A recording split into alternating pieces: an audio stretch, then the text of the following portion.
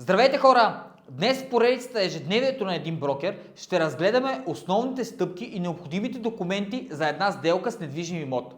Целта на видеото е да дадем обща представа, без да изпадаме в подробности. Преди да продължим, ще се радвам да харесате видеото и да оставите коментар дали е било полезно за вас.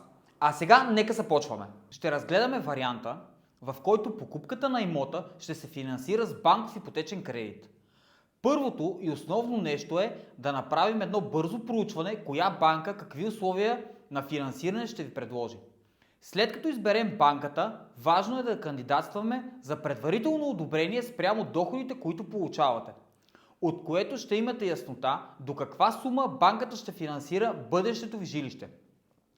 След като изберете подходящият апартамент за вас, втората стъпка е да резервирате апартамента или казано по друг начин, да го капарирате при определени условия. Следващата стъпка е подписването на предварителен договор. Основните документи и условия за подписване на предварителен договор са следните: пазарна оценка на имота с оценител от банката кредитор, документ за собственост на имота, минимум 10% самоучастие, комисионно възнаграждение за посредничество, ако ви представлява брокер, удостоверение за семейно положение, дата за изповядване на сделката пред нотариус. В предварителния договор се описват всички условия, права и задължения на купувача и продавача за покупко-продажбата на имота.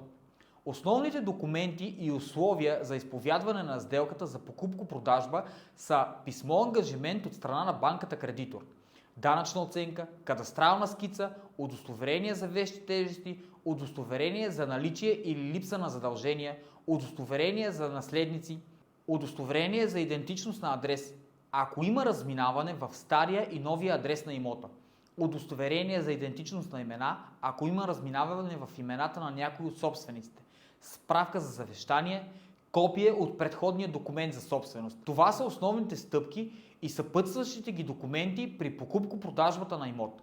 Ако видеото ви е било полезно и ви е харесало, натиснете един палец нагоре и оставете един коментар какво бихте желали да разгледаме в някой от следващите видеа.